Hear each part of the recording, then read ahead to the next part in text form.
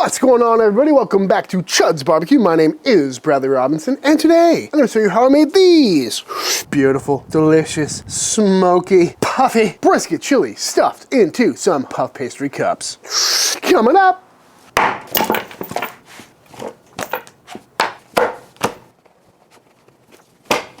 These are some bones.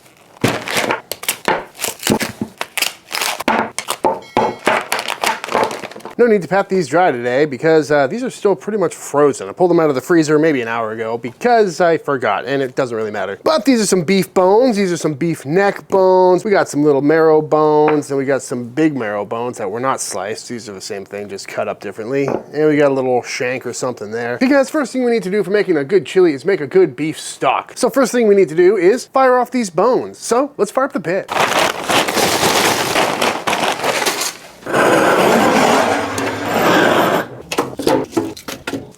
And on the pit we go. I'm gonna rock this pit pretty hot and fast today, probably around 325 for maybe an hour or two. We're just trying to get some color on these, get a little smoke on them. Just roast them off a little bit, cook out some of the impurities. You know the drill, we're just making a basic beef stock here. So we'll check back in on these in a little bit. After about an hour of hot and fast smoking, our beef bones are looking beautiful. So into a pot of water they go.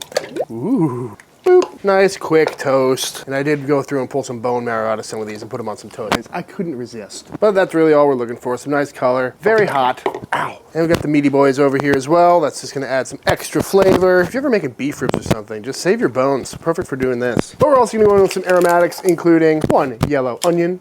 Got some old carrots and celery going in. A couple of bay leaves. Some garlic cloves, any old meat, leftover barbecue, leftover steaks, just thrown into the chili. Then some black peppercorns and some red chili flakes. Boop. And we're just gonna let this boil away for the next few hours. And usually when you're making a stock, you don't want to do a full rolling boil like this because all the fats can kind of emulsify into the stock, giving you a cloudy stock, but we're making chili, so I'm not too worried about having a little extra fat in the party. After about 4 hours, this stock boiled away, extracting all the goodness out of those bones. I then pulled the bones out and sent it through a strainer. You've seen me strain stock plenty of times on this channel. And that left me with about this much stock, which I then reduced down to here because I'm not sure how much beef stock we're gonna need to make this chili. And I'd rather concentrate the flavors into this and add more water if we need to, rather than have an abundance of weak stock on our hands. So now it's time to move on to the chili portion of our chili. Into this little sauce pot, I'm going in with some dried chilies. Got a blend of chilies here, a couple ancho, a couple New Mexico, a couple pasilla, and some chili de arbol for a little bit of heat. Well, pretty much any chilies you got will work really well for this. And I'm just gonna dry toast these for a little bit to kind of wake up their fragrance. And once these are smelling nice and toasty, we're gonna go in with some of our beef stock. And we're just gonna let these steam away. And after a nice long steam, and these are nice and soft, into the blender we go. Add more beef stock as necessary. And now we're gonna go in with some other spices, including some cumin, boop, some paprika, granulated onion, and granulated garlic. And just get that all nice and mixed up. Beautiful. And now our chili paste goes in with our beef stock. Oh yeah. And now it's time for our beef, and today I'm using a big bag of leftover chopped brisket. You can use whatever beef you like. Ground beef would be fine, but anytime you got leftover barbecue, especially this time of year, this is a great way to go about doing it. Add some more smoke to the dish, and I mean, come on, it's brisket chili. What's not to like? And we're just gonna let this boil away until it reduces down and gets nice and thick, although on second thought, I don't know if that was enough beef. Good thing I found some leftover barbacoa too. Oh yeah. Cleaning out the freezer today, folks. And while we wait for our chili to reduce down and stew away, let's go ahead and get our vol au vent ready, which is a fancy way of saying puff pastry cups, using some puff pastry.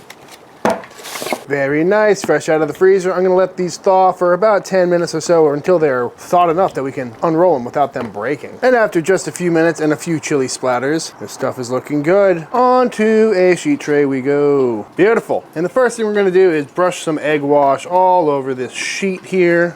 Oh yeah. That's just gonna help the two layers stick together. And then we're gonna bust out a ring mold, any size you want, folks. Beautiful. Get rid of the extra. By get rid of, I mean bake off and throw some cinnamon sugar on it or something. And then with a smaller ring mold, we're gonna go onto one of these pieces, push it down, make sure it's cutting all the way through, and we're gonna place that right on top of one of these other ones. I am not doing a very good job at this, but hey, it's my first time. And there we go, that's it. Now we repeat. Just want to press that in. Why is everything so sticky? Lay it right on top. Beautiful.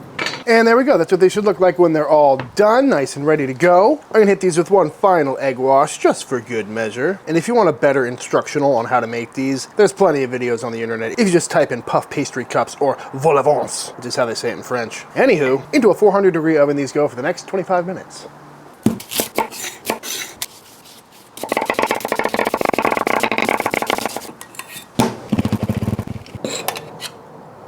And just like that, these things are coming out of the oven and looking absolutely beautiful. I honestly thought they would puff up a little bit more, but I think they're still gonna work out perfectly. So let's let these cool down for a good little bit. And just like that, our chili is done. Oh, it smells so good. As you can see, it's reduced down nicely. It's got a beautiful chili consistency to it. Not all that chunky because we use chopped beef and barbacoa, but I kind of like it this way. Makes for a great chili dog, Frito pie, although it does kind of look like dog food. But I gave this a taste a little while ago and it was tasting really good, except it needed a whole bunch of salt. So I added probably about a 1/4 cup because it's a lot of meat here. And you want to wait till the end to add your salt because I didn't know how salty it was going to be with that barbacoa and all that brisket meat in there, but now is the time to do your final tastes and adjusting. You might want to throw some cayenne in there if you want it a little spicier, but hey, you do you. For me, this is perfect. I love chili. And now that these guys have cooled down a little bit, all we need to do is go ahead and separate the tops. And I must say, these are looking pretty cute. And because we already cut the dimple, we got a nice little thing to follow around here. So just gonna get in there with our sharp little pointy knife. And it should pop right on out. Left a couple of layers behind, not a problem. And there we go, a beautiful little puff pastry cup with its own little adorable lid. Oh, how beautiful. Very easy, especially once they've cooled down, they kind of crisp up a little bit. Whereas if you try to do these when they're fresh out of the oven, they would be very hot and hard to work with. Ooh, there we go, perfect. Ooh, snack for Papa. Gotta love puff pastry. So flaky. And once they're all opened up, we just gotta load them up. I'm thinking we start out with a little bit of cheese in the bottom. Get a nice little protective layer going. And also, more cheese. Come on. Just a couple of onions for good measure. And then last but not least, we're gonna fill our little pastry cups up with a lovely dollop of some of our beautiful barbecue chili. Ooh, I'm liking this already, folks. Give the old tappa. Oh, beautiful. Not sure how practical this is, but it certainly is kind of cute. Also, looking at the amount of chili I need to fill these up, I made an alarmingly large amount. And I'm not mad about it because honestly, I just made this video because I was in the mood for some chili. Now, when planning out this episode, my biggest concern was that the chili would leak out through the bottoms or the sides of these pastry cups, and now that I'm actually seeing it, I can tell you that that is not a concern anymore. These things are pretty hardy. So we're gonna top these off with a little more white onion, and of course, a little more cheddar cheese. And there we go, some beautiful little chili cheese pastry cups, but I might have to be a little extra real quick. Oh yeah.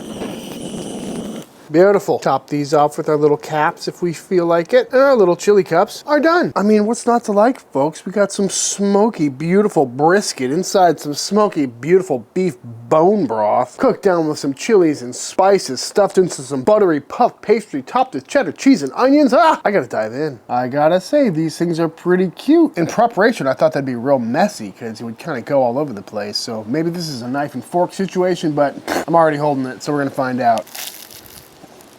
That is so good. No drips yet because it's a real thick chili.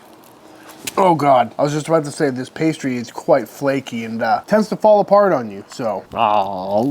That is so good though. Cheesy. That buttery, flaky crust just goes so well with that chili. Baked on a buttery, crispy crust. Flaky. I thought I said flaky. One more bite.